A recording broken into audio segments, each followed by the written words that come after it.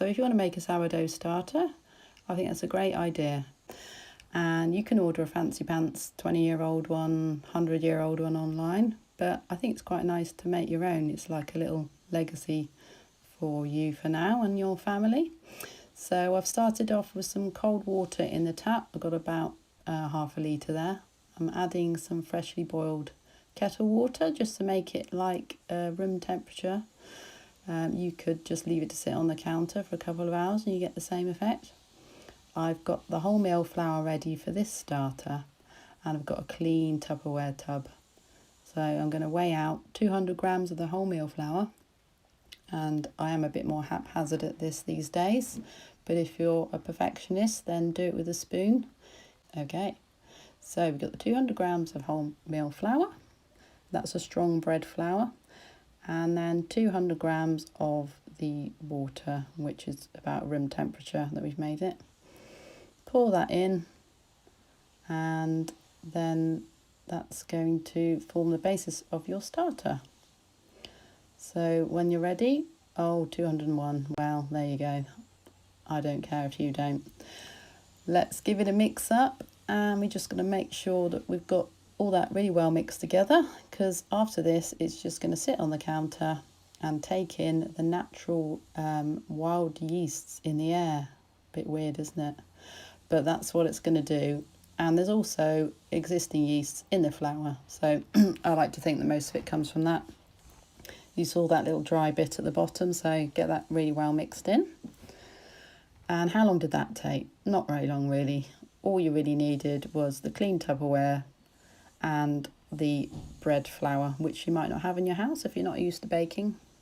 Buy a packet, 1 kilo, it's not that much. So we'll leave that to sit, and I'm going to let that sit overnight. I'm not going to put the lid on, no.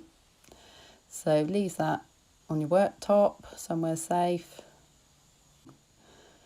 So next day, I've got my starter that I started off, 200 grams of the bread flour and water. It's sat there.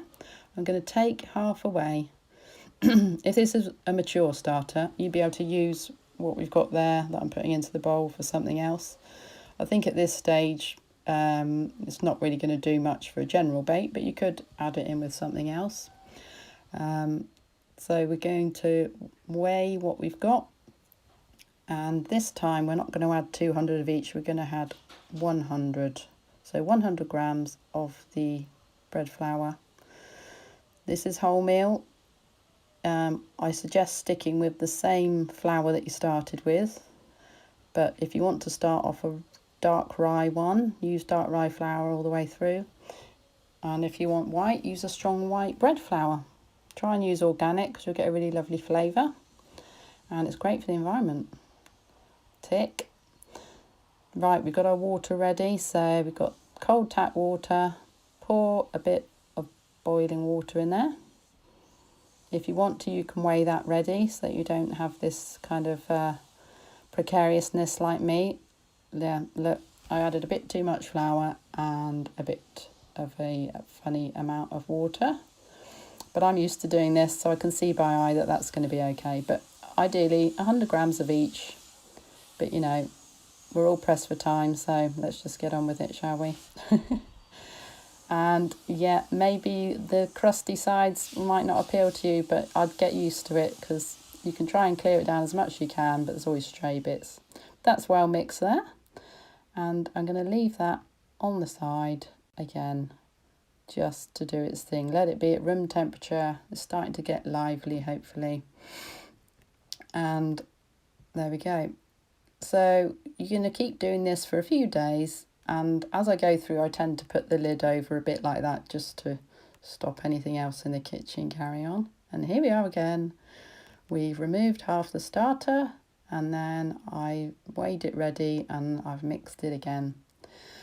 Now, as it's getting to about 7 days, it's okay to put the lid on each time.